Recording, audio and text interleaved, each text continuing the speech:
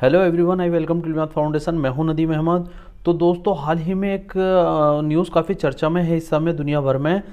जिस न्यूज़ के मुताबिक यूरोपियन यूनियन, जो कि यूरोप के 27 देशों की एक यूनियन है, उस यूनियन में भारत के पूर्वोत्तर राज्य मणिपुर में हो रही हिंसा को लेकर एक प्रस्ताव लाया गया है। ईयू की पार्लियामेंट में हुई इस चर्चा में काफ़ी कुछ जानने के लिए है। इसका जवाब भी भारत के विदेश मंत्रालय की तरफ से आया है। इस वीडियो में हम सब कुछ क्रिस्टल क्लियर समझेंगे कि आखिर यूरोपियन यूनियन में भारत के खिलाफ क्या प्रस्ताव लाया गया है और यूरोपियन यूनियन को मणिपुर में हो रही हिंसा की इतनी चिंता क्यों हो रही है, और यूरोपियन यूनियन ने इसके अलावा भारत को क्या सजेशन दिए हैं और क्या गाइडलाइंस दिए हैं। तो इस पर हम बात करेंगे। आप वीडियो के अंत तक बने रहिएगा। इस समय हमारे देश के प्रधानमंत्री श्री नरेंद्र मोदी जी फ्रांस की स्टेट विजिट पर हैं, और फ्रांस जो है वो खुद एक यूरोपियन यूनियन का मेंबर है। ये आप देख सकते हैं, ये यूरोपियन यूनियन की पार्लियामेंट है। यूरोपियन यूनियन की कई सारी बिल्डिंग्स आपको मिलेंगी। एक स्पेशली इसकी मेन बिल्डिंग आपको मिलेगी बेल्जियम में, फ्रांस में और लग्जमबर्ग में। 3 देशों में इनकी बिल्डिंग्स हैं। वैसे इनकी टोटल 27 बिल्डिंग्स बताई जाती हैं और 27 ही देश इस यूरोपियन यूनियन का पार्ट हैं। और इसके अलावा इसमें जो है 7 बॉडी हैं जो कि इसको रन करती हैं। अब आखिर हुआ क्या है उसको समझ लेते हैं। सबसे पहले समझते हैं कि यूरोपियन यूनियन में होने वाली इस बहस में मेन मुद्दा क्या था। तो जैसे कि आप देख सकते हैं स्क्रीन पर, ये हमारे ही देश का एक राज्य है मणिपुर, जो कि नॉर्थ ईस्ट में पड़ता है। इसके पड़ोसी राज्य हैं नागालैंड, आसाम और त्रिपुरा। इसके अलावा मणिपुर म्यांमार से भी सीमा साझा करता है। इसमें लगभग पिछले 2 महीनों से काफ़ी वायलेंस देखने को मिल रहा है। अब तक 150 लोगों की मौत हो चुकी है और हज़ारों लोग इसमें घायल हुए हैं, जबकि कई हज़ार लोगों को अपना घर छोड़ना पड़ा है। और इसके अलावा दंगा करने वाले लोगों ने वहाँ पर कई घरों को आग भी लगा दी है। ये आप देख सकते हैं, कुछ इमेजेस हैं वहाँ की, कि वहाँ पर वायलेंस किस तरह चल रहा है। ओपनली लोग सड़कों पर हथियार लेके घूम रहे हैं और घरों में आग लगा रहे हैं। अच्छा, इसमें सबसे मेन समझने की बात यह है कि आखिर जब ये सब लोग मणिपुर के ही हैं और वहीं पर लोगों के घरों में आग लगा रहे हैं, तो आखिर ये आग किसके घरों में लगाई जा रही है। इसकी शुरुआत होती है अप्रैल मंथ के आखिर में, जब मणिपुर का हाई कोर्ट मणिपुर की सरकार को सजेशन देता है कि अगर मणिपुर की सरकार चाहे तो वो मैतेई कम्युनिटी को भी आदिवासी का दर्जा दे दे। जिसके बाद में मणिपुर की जो कुकी, दूसरी यानी कि मैतेई और कुकी 2 जनजातियां वहाँ पर रहती हैं। और जो मैतेई हैं, मैतेई ज़्यादातर हिंदुइज्म को फॉलो करते हैं और जो कुकी हैं वो ज़्यादातर क्रिश्चियनिटी को फॉलो करते हैं। तो जो कुकी समाज था वो इसके खिलाफ था कि मैतेई समाज को आदिवासी का दर्जा नहीं मिलना चाहिए, जिसके चलते all tribal student union Manipur ने हाई कोर्ट के इस बयान के बाद प्रोटेस्ट करने चालू कर दिए, जिसके बाद ये प्रोटेस्ट हिंसा में बदल गए और पूरे मणिपुर में हमें वायलेंस देखने को मिला, जिसके चलते 150 लोगों की मौत हो चुकी है। अब सबसे पहले समझते हैं कि ये हिंसा आखिर हुई क्यों थी। तो ये जो आप मैप देख रहे हैं, ये पूरा मैप मणिपुर का है, और इस मैप में ये जो है इम्फाल घाटी, ये जो आप देख रहे हैं इम्फाल घाटी, यहाँ पर पूरे मणिपुर की लगभग 60% आबादी रहती है और ये लोग मैक्सिमम मैतेई कम्युनिटी के लोग हैं। बाकी जो ये पूरा क्षेत्र, ये पहाड़ी क्षेत्र है, यानी ये प्लेन क्षेत्र है और ये पहाड़ी क्षेत्र है।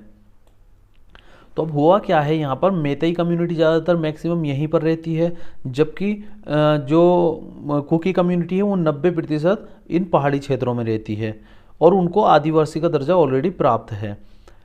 जिसके चलते मैतेई कम्युनिटी के लोग कुकी समाज के क्षेत्रों में ज़मीन नहीं ले सकते, जबकि कुकी समाज के लोग मैतेई ज़मीनें खरीद सकते हैं। तो मैतेई समाज इस चीज़ से काफ़ी नाराज़ चल रहा था। मैतेई का कहना था कि जब हम कुकी समाज की ज़मीन नहीं खरीद सकते, कुकी समाज हमारी ज़मीनें खरीद रहे हैं, तो धीरे धीरे ज़्यादातर ज़मीनें जो हैं वो कुकी समाज पर पहुंच जाएंगी। कहीं ना कहीं उनकी बात भी ठीक थी, लेकिन इसी के चलते ये जो आप ज़िला देख रहे हैं, जो कि मणिपुर का सबसे बड़ा ज़िला है चूड़ाचांदपुर, इस ज़िले में बहुत ज़्यादा वायलेंस बढ़ जाता है और धीरे धीरे ये लगभग पूरे ही मणिपुर में फैल जाता है। और ये वायलेंस अभी तक भी कंटिन्यू है, ये किसी भी कीमत पर रुकने को तैयार नहीं है। हालांकि पहले से इसमें काफ़ी कमी आई है। इसी पर यूरोपियन यूनियन ने अपने पार्लियामेंट में एक डिस्कशन किया है। यूरोपियन यूनियन ने कहा है कि भारत को मणिपुर में हिंसा रोकनी चाहिए और भारत के अंदर माइनॉरिटीज़ पे जो ज़्यादा अटैक हो रहे हैं, माइनॉरिटीज़ के खिलाफ ज़्यादा दंगे हो रहे हैं, उनको रोकना चाहिए। इसके अलावा यूरोपियन यूनियन ने कहा है कि भारत ने नॉर्थ ईस्ट के राज्यों में अफस्पा कानून लगा रखा है जो कि ह्यूमन राइट का वायलेशन करता है, इसलिए इस कानून को हटा देना चाहिए। ये आप देख सकते हैं यहाँ मेंशन किया गया है अफस्पा कानून के बारे में। ये armed forces special power act है, यानी कि जिसमें जो हमारी आर्म्ड फोर्सेस हैं उनको एक खास तरह की पावर मिल सकती है। इस कानून के तहत आर्म्ड फोर्सेस के लोग, हमारी आर्मी के लोग किसी के भी घर में घुस के तलाशी ले सकते हैं, किसी भी व्यक्ति को पकड़कर बिना किसी वारंट के जेल में डाला जा सकता है और उसके इंक्वायरी की जा सकती है। इसके अलावा यूरोपियन यूनियन ने भारत में होने वाले इंटरनेट शटडाउन को भी काफ़ी हद तक क्रिटिसाइज़ किया है।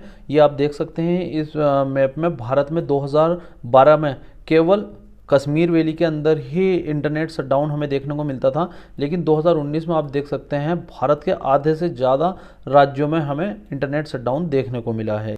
इसमें आप देख सकते हैं गुजरात, राजस्थान, कश्मीर तो पहले से ऑलरेडी था ही। इसके अलावा यूपी, मध्य प्रदेश, महाराष्ट्र, कर्नाटका, उड़ीसा, वेस्ट बंगाल, बिहार, आसाम, लगभग आधे से ज़्यादा इंडिया में इंटरनेट शटडाउन हमें देखने को मिला है।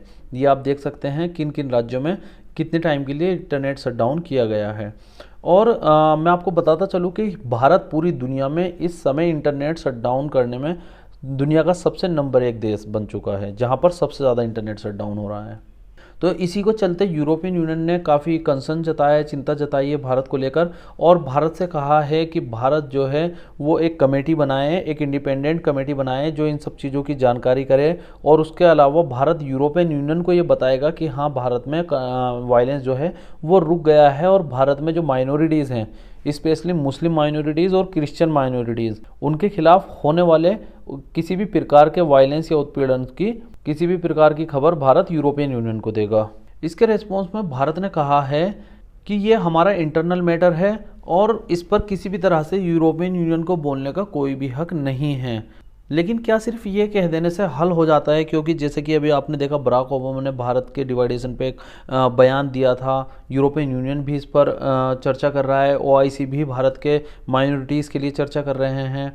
तो केवल ये कह देना कि ये हमारा इंटरनल मैटर है, क्या ये सही होगा?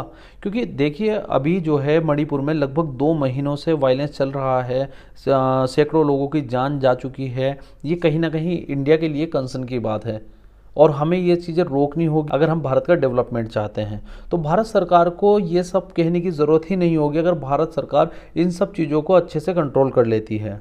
और जैसे कुछ डाटा के अकॉर्डिंग हमने देखा कि भारत पूरी दुनिया में इंटरनेट शटडाउन करने में सबसे नंबर 1 पे बना है। तो आखिर ऐसा क्या हुआ है भारत के अंदर जो भारत की सरकार को बार बार इंटरनेट शटडाउन करना पड़ रहा है? तो ये सब चीज़ें सोचने वाली हैं। भारत सरकार को भी ये चीज़ें सोचनी चाहिए और स्पेशली भारत सरकार को माइनॉरिटीज़ के राइट्स को सेव करना चाहिए।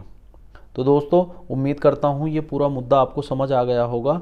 तो मिलते हैं नेक्स्ट वीडियो में, तब तक आप बने रहिएगा हमारे चैनल के साथ। जय हिंद, जय भारत।